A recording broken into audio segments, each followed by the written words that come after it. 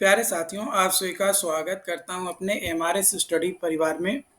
तो डियर, इससे पहले के वीडियो में मैंने आपको बताया कि किस तरीके से डिजास्टर मैनेजमेंट के जो पेपर आते हैं एमसीक्यू किस तरीके का पूछा जाता है और कुछ क्वेश्चंस के बारे में मैंने आपके साथ जो है शेयर किया। आप लोगों ने उसे देखा, समझा, चैनल को सब्सक्राइब भी किया, अच्छी बात है। बट आप लोग चैनल को सब्सक्राइब करके ही रखिए, तो आपके लिए बेनिफिशियल होगा, क्योंकि अभी आप फोर्थ सेमेस्टर में हैं, फिर फिफ्थ सेमेस्टर में जाएंगे, सिक्स, सेवन, एट। तो पूरे सेमेस्टर मतलब पूरे बीटेक का जो जर्नी आपका होगा, उसमें हमारा जो चैनल है वो आपको बहुत ही अच्छे से हेल्प करेगा। सारा कंटेंट ए टू जेड आपको जो है प्रोवाइड किया जाता है यूट्यूब पे वीडियोस के माध्यम से, बिल्कुल फ्री ऑफ कॉस्ट। कोई चार्जेस आपको देने की ज़रूरत नहीं है वीडियो देखने की। हाँ, अगर आपको नोट्स चाहिए तो आपको एक स्मॉल अमाउंट चार्ज पे करना पड़ेगा। बट अगर आप वीडियो देखकर खुद का नोट्स बना सकते हो, लैंग्वेज को अंडरस्टैंड करके समझकर खुद से आप अपना क्वेश्चंस का सॉल्यूशन तैयार कर सकते हो, that is very good for you.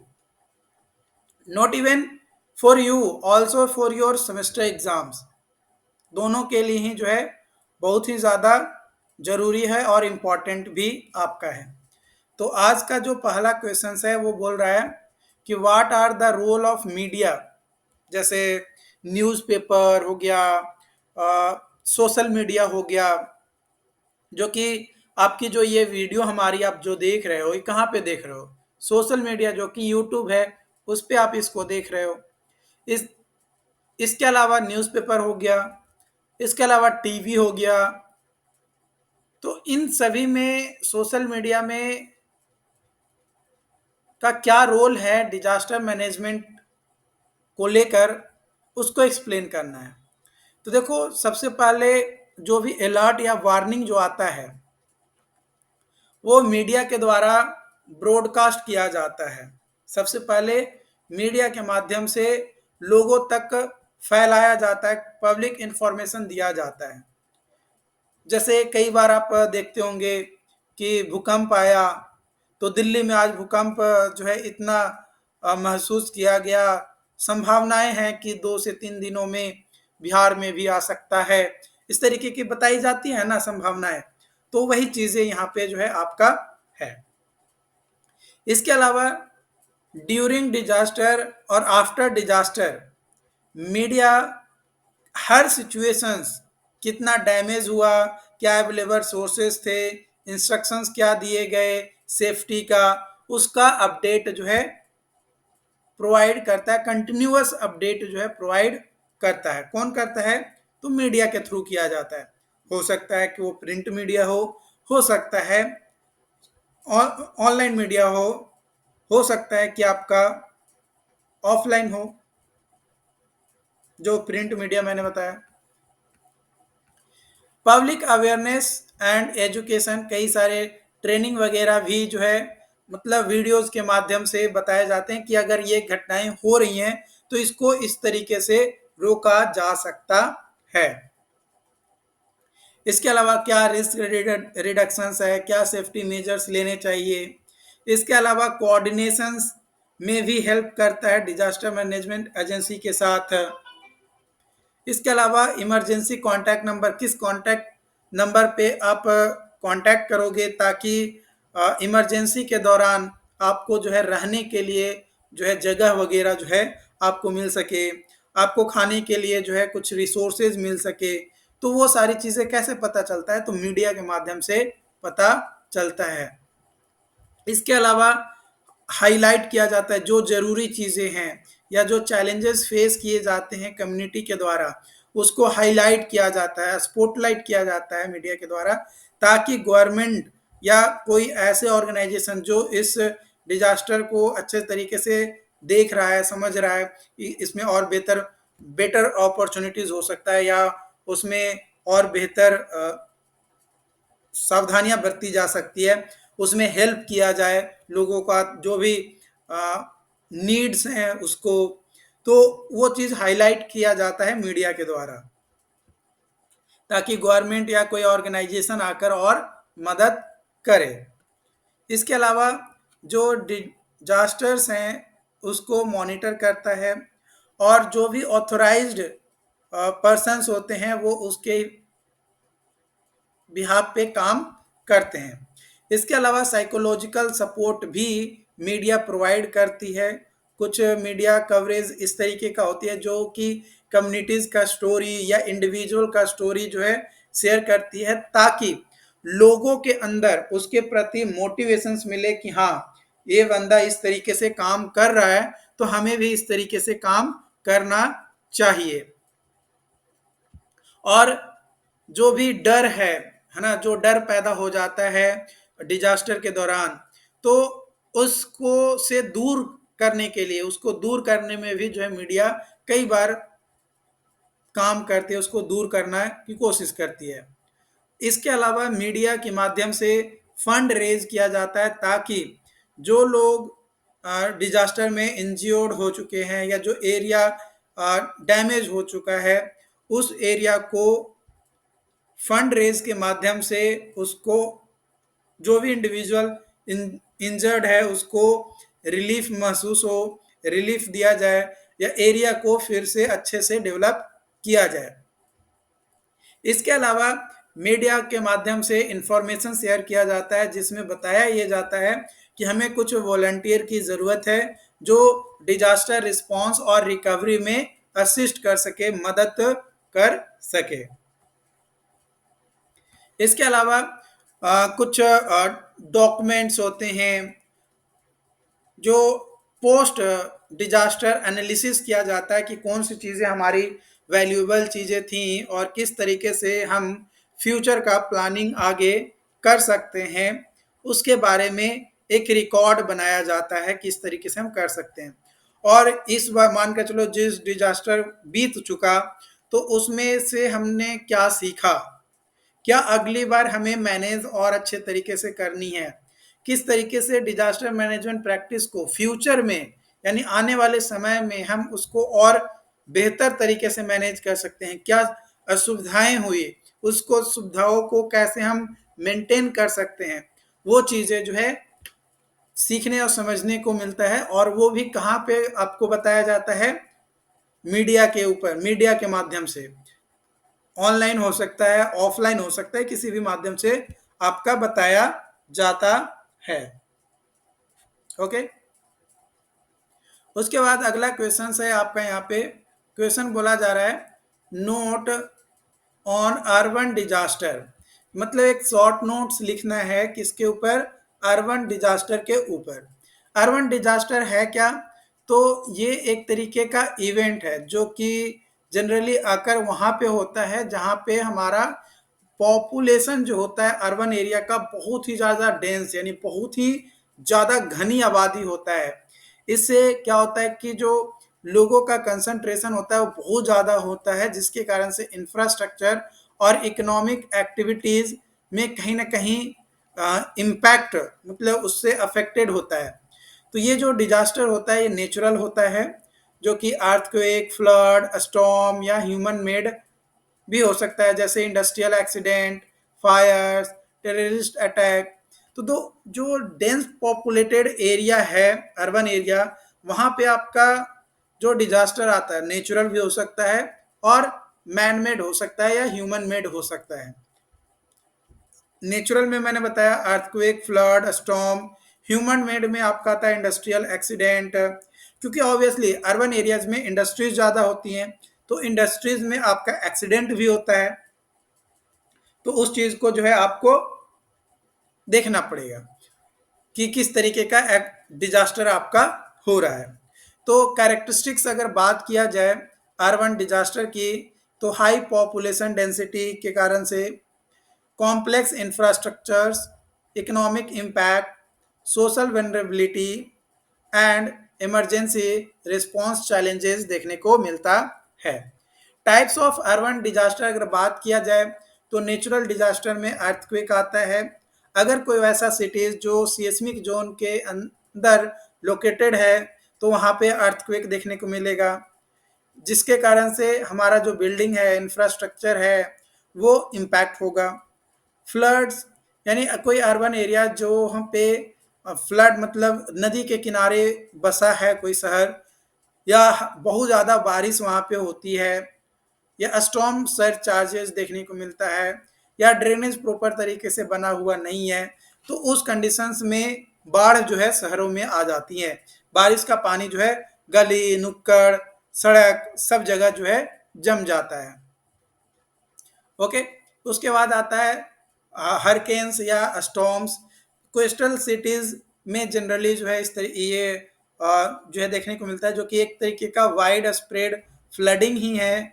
ये विंड के माध्यम से भी डैमेज होता है या पावर आउटेज के माध्यम से भी।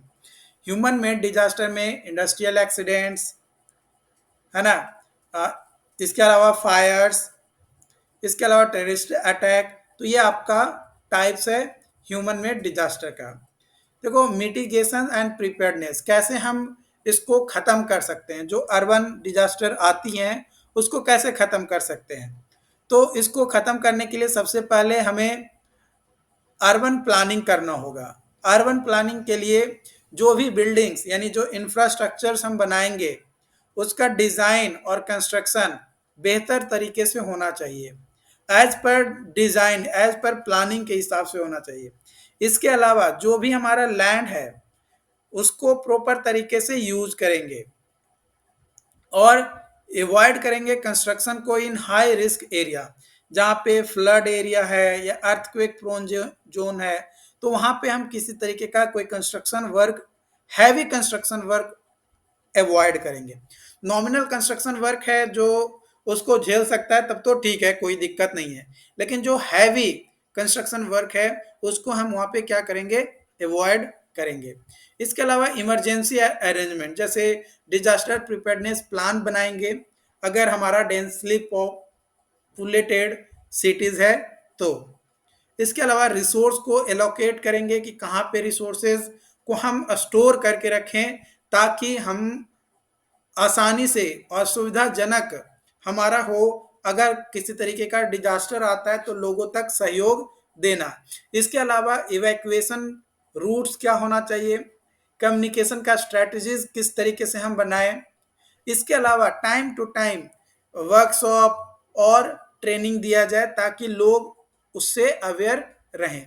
इसके अलावा कम्युनिटी इंगेजमेंट जैसे पब्लिक अवेयरनेस, वनरेबिलिटी रिडक्शंस, यानी आइडेंटिफाई करेंगे और एड्रेस करेंगे नीड ऑफ वनरेबल पॉपुलेशन, ताकि जो एडिक्वेट प्रिपेरेशंस है या डिजास्टर के दौरान जो सपोर्ट चाहिए वो हम प्रोवाइड कर सके आसानी से। Response and recovery, response and recovery, इसमें क्या होता है, government agencies, NGOs, private sectors, जो वेरियस स्टेक होल्डर्स हैं वो इफेक्टिवली कोऑर्डिनेट करते हैं एक दूसरे के साथ, ताकि सही से जो इंजर्ड लोग हैं उनको बाहर निकाला जाए और जो भी इसेंशियल सर्विसेज प्रोवाइड किया जाना चाहिए वो इसेंशियल सर्विसेज उन्हें प्रोवाइड किया जाए। ओके, उसके बाद अगला क्वेश्चन है, write the details of the following. पहला policies for disaster risk reduction, यानी DRR, DRR पॉलिसीज को बताना है, यानी डिजास्टर रिस्क रिडक्शन पॉलिसीज के बारे में बताना है। देखो डिजास्टर रिस्क रिडक्शन होता क्या है, तो ये एक इसेंशियल पार्ट है डिजास्टर का, जो कि पॉलिसीज में ये बताया जाता है कि किस तरीके से डिजास्टर का जो इम्पैक्ट हो रहा है उसको हम कम करें, रेजिलिएंट को इम्प्रूव करें। यानी पॉलिसीज इस तरीके से बनाएं कि जो रिस्क है उसको मैनेज किया जाए और इमरजेंसीज जो भी हमारी आती हैं डिजास्टर के दौरान उसको अच्छे से प्रिपेयर किया जाए, ताकि हमारा जो रिस्पॉन्ड मिले, यानी जो इंजर्ड पर्सन्स है उनकी जो फैसिलिटीज़ है या सर्विसेज हैं उनको जल्द से जल्द मिल सके। तो पॉलिसीज़ में आपका आता है फ्रेमवर्क एंड लेजिस्लेशन, इसमें आता है नेशनल एंड लोकल फ्रेमवर्क, इसके अलावा लेजिस्लेशन में कई सारे लॉ और रेगुलेशंस बनाए गए हैं जो सपोर्ट करता है डिजास्टर रिस्क रिडक्शंस को, जैसे building code, land use planning regulation, emergency management act, ये सारे रिस्क असेसमेंट एंड मैनेजमेंट, जिसमें हम सबसे पहले ये आइडेंटिफाई करते हैं कि हमें कौन सी चीज़ें ज़्यादा रिस्क एबल है, हजार्डस है हमारे लिए, या वनरेबिलिटीज है, ताकि वो, और दूसरी चीजें वो आ कैसे कहाँ से रहा है, क्या वो नेचुरल डिजास्टर है या वो हमारा ह्यूमन मेड डिजास्टर है, किस तरीके का डिजास्टर हमारा आ रहा है और उससे कैसे हम निपट सकते हैं। जैसे इकोनॉमिक कंडीशंस, जो इन्वायरमेंटल डिग्रेडेशन हो रहा है, तो अगर इन्वायरमेंटल डिग्रेडेशन हो रहा है तो उसको कैसे हम बचा सकते हैं, क्या पेड़ ज़्यादा लगाना है, इंफ्रास्ट्रक्चर रेजिलियंस। इसके अलावा इंटीग्रेशन एंड डेवलपमेंट प्लानिंग, आपको जो है इंटीग्रेट करना होगा अलग अलग प्लानिंग और पॉलिसीज़ को, ताकि आप बेहतर तरीके से डिजास्टर को मैनेज कर सकें। मेन क्या है, डिसीजन मेकिंग, आप कोई भी डिसीजन कब और कैसे ले रहे हो, वो चीज़ें बहुत ज़्यादा है। क्योंकि डिजास्टर के दौरान अगर आप डिसीजन नहीं ले पा रहे हो तो भाई आप कितना भी अच्छा प्लानिंग क्यों ना बना लिए हो, वो किसी काम का नहीं है। इसके अलावा कोई भी कंस्ट्रक्शन वर्क आप कर रहे हैं तो वो इको फ्रेंडली होना चाहिए और वैसे जगह पे बनने होने चाहिए जहाँ पे फ्लड कम आता हो या डिजास्टर रेजिलिएंट इंफ्रास्ट्रक्चर हो। मतलब ऐसे जगह पे हम बनाने की कोशिश करेंगे, डिजास्टर जहाँ पे ना आए वहाँ पे हम इंफ्रास्ट्रक्चर बनाएंगे। बट अगर हमें वहीं पे बनाना है जहाँ पे डिजास्टर आती है तो हम उस, मान के चलो अर्थक्वेक आता है तो अर्थक्वेक रेजिस्टेंट बिल्डिंग बनाएंगे, इंफ्रास्ट्रक्चर डेवलप करेंगे, ताकि अगर अर्थक्वेक हमारा आता भी है तो उससे हमारे स्ट्रक्चर पे, हमारे इंफ्रास्ट्रक्चर्स पे किसी तरीके का कोई डैमेजेस देखने को ना मिले। इसके अलावा हम ऐसे सिस्टम को डेवलप करेंगे जो हमें अलग अलग हजार्डस जो भी फेनोमेनन होती हैं उसको वार्निंग हमें दे, वैसी चीज़ों को इम्प्लीमेंट और डेवलप करेंगे। साथ ही साथ कम्युनिकेशन का एक इफेक्टिव चैनल बनाएंगे। मतलब एक इफेक्टिव चैनल होना चाहिए बातचीत करने का कि किस तरीके से हमें आगे की प्रोसेस को निपटाना है, मतलब हम कैसे आगे बेहतर और कर सकते हैं, किस तरीके से हम और बेहतर रिस्पॉन्स दे सकते हैं, लोगों को जागरूक कर सकते हैं, ताकि लोग एक दूसरे को हेल्प करें, ना कि एक दूसरे को वो डीमोटिवेट करने में लगे रहें। कई बार क्या होता है कि डिजास्टर आता है तो लोग एक दूसरे की बुराई करने लगते हैं कि ऐसे थोड़े बचाया जाएगा, ये तो गलत हो गया। तो भाई आप दूसरे को ये मत बोलो कि ये ऐसे करो, तुम भी उसमें भाग लो और कम्युनिकेशंस जो है वो इफेक्टिव रखो।